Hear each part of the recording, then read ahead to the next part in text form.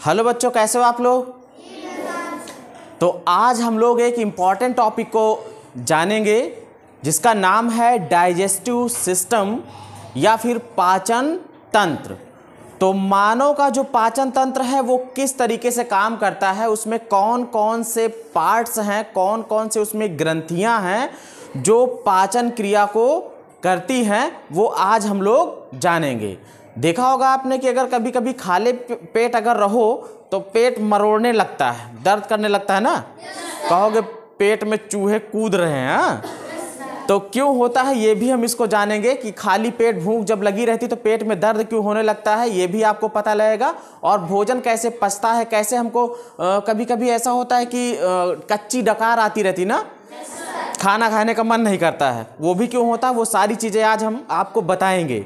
उल्टी जब करते हो, खाना तो खाए हो बढ़िया मीठा मीठा खीर मिठाई, लेकिन जब उल्टी करते हो तो पता लगता है कि खट्टा खट्टा लग रहा है ना, झका रहा है ना। तो ऐसा क्यों हो जाता है कि जब हम उल्टी करते तो खट्टा खट्टा स्वाद कैसे हो जाता, खाए थे मिठाई और जब उल्टी कर रहे हैं तो कैसा हो रहा है, खट्टा खट्टा, दांत वांत गोठिल हो जाता है ना एकदम। वो सारी चीज़ें हम लोग जानेंगे, बहुत इंपॉर्टेंट टॉपिक है, ध्यान से आप लोग देखिए। तो सबसे पहले आप देखेंगे ह्यूमन डाइजेस्टिव सिस्टम या फिर मानव पाचन तंत्र। इसमें ये एक मानव का पूरा डाइजेस्टिव सिस्टम इसमें हमने बताया है।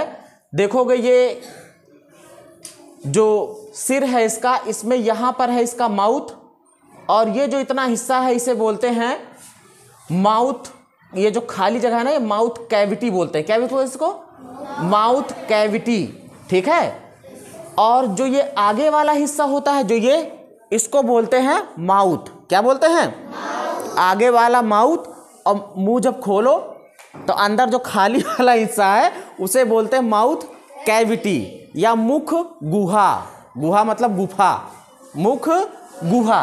तो सबसे पहले क्या करते हैं, हम खाना खाते हैं, ठीक है, हम उसको पहले चबाते हैं, है ना, चबा चबा कर उसको तोड़ते हैं।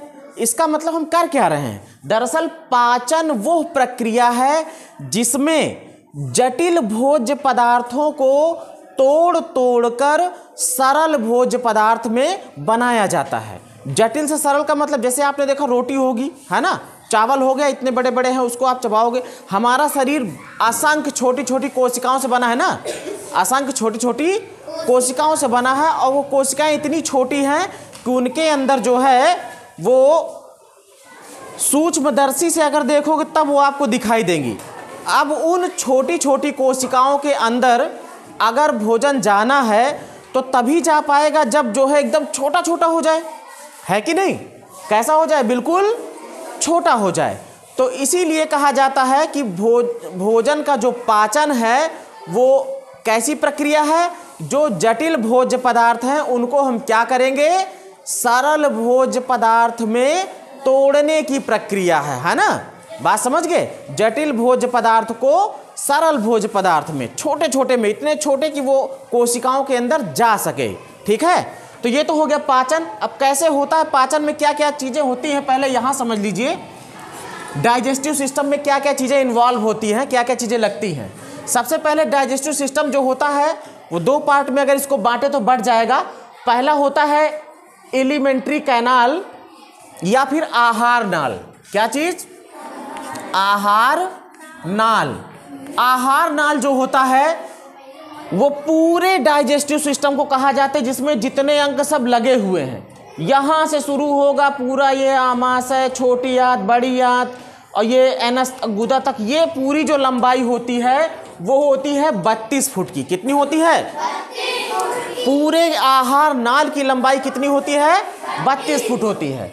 उसके बाद देखो आहार नाल में क्या क्या चीज़ें आ जाती हैं। पहला हो गया माउथ कैविटी या फिर मुख गुहा, माउथ कैविटी या फिर मुख गुहा।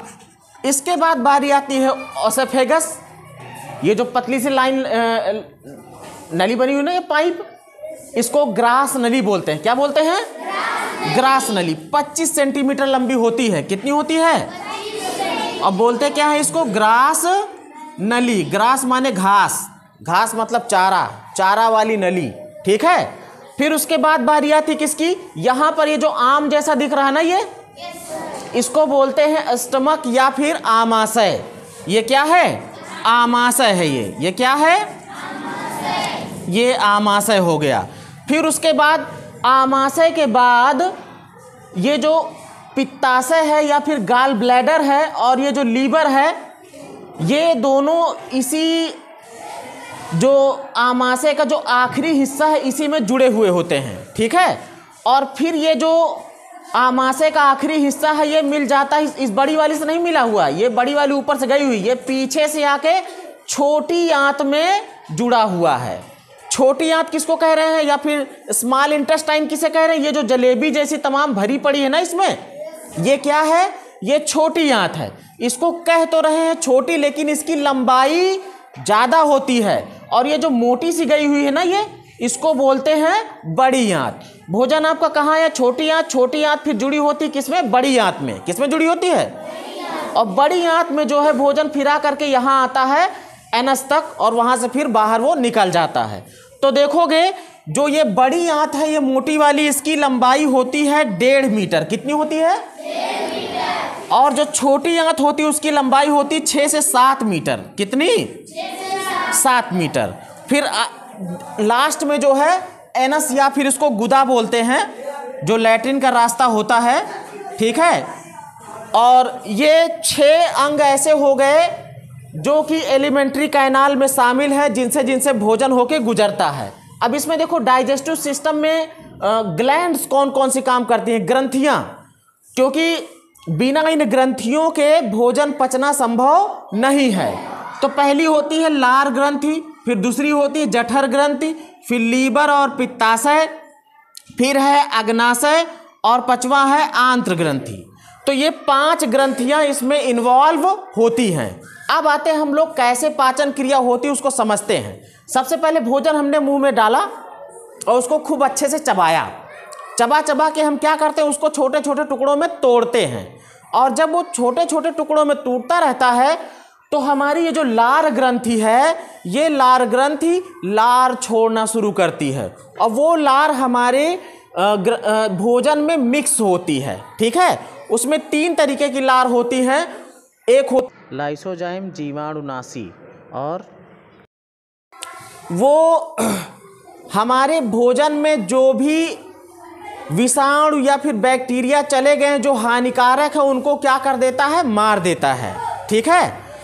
और इसके बाद इसमें जो बाकी के लार में होते हैं वो क्या करते हैं? उसको चिपचिपा बना देते हैं, लसलसा बना देते हैं। तो लार ग्रंथि क्या करती है? भोजन में जो विषाणु है, जो मतलब नुकसानदायक चीज़ें जो पहुंच गए हैं, कीड़े पहुंच गए हैं, सूक्ष्मजीव, उनको क्या करता है? मार देता है और भोजन को चिपचिपा बना देता है।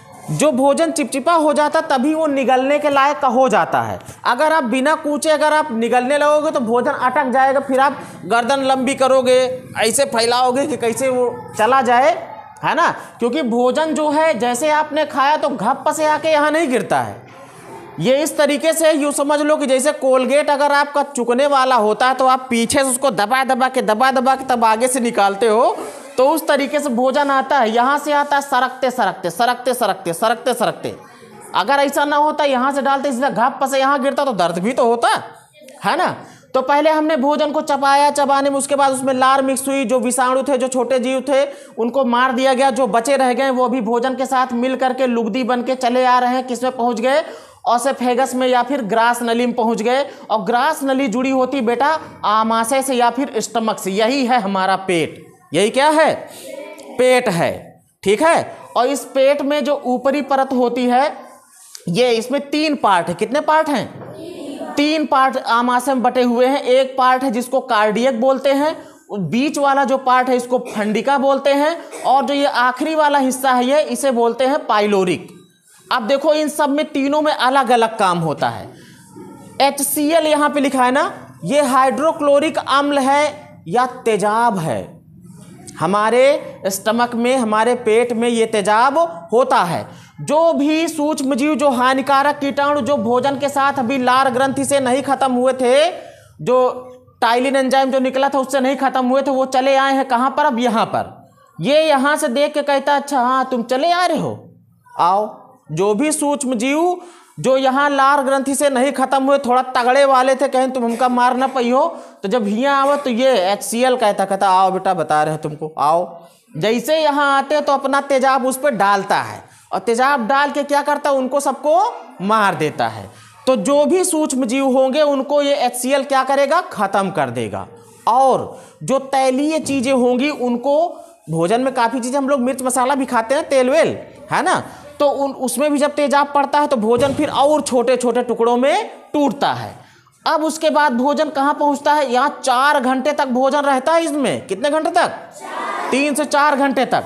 फिर भोजन खिसक के आता है किसमें, फंडिका में।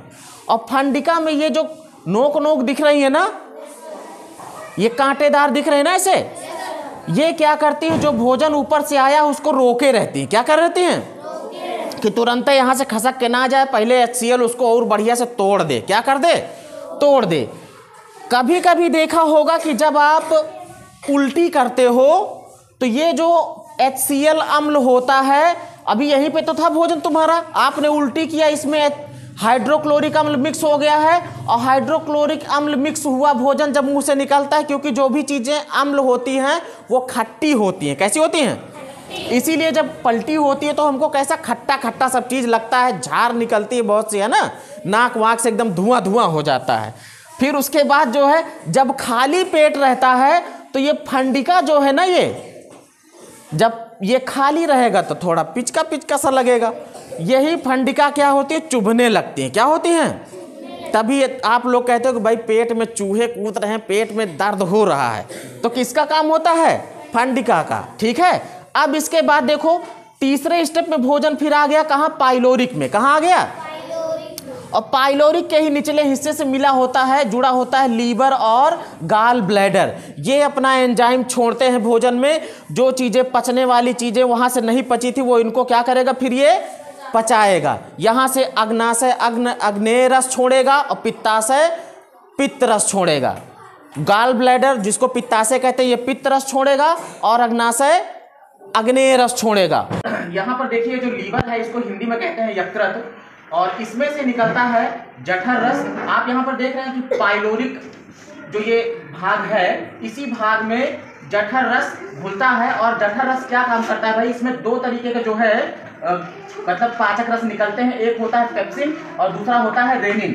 पेप्सिन क्या करता है, दूध को दही में बदल देता है, और रेनिन जो होता है वो प्रोटीन को पेप्टोन में बदल देता है। हम लोग जो भी दूध पीते हैं वो दूध ना होकर के दही में बदल करके तभी उसका पाचन होता है। इसलिए कहा जाता है कि आप दही खाएंगे तो आसानी से वो पच जाएगा, दूध आसानी से पचता नहीं है।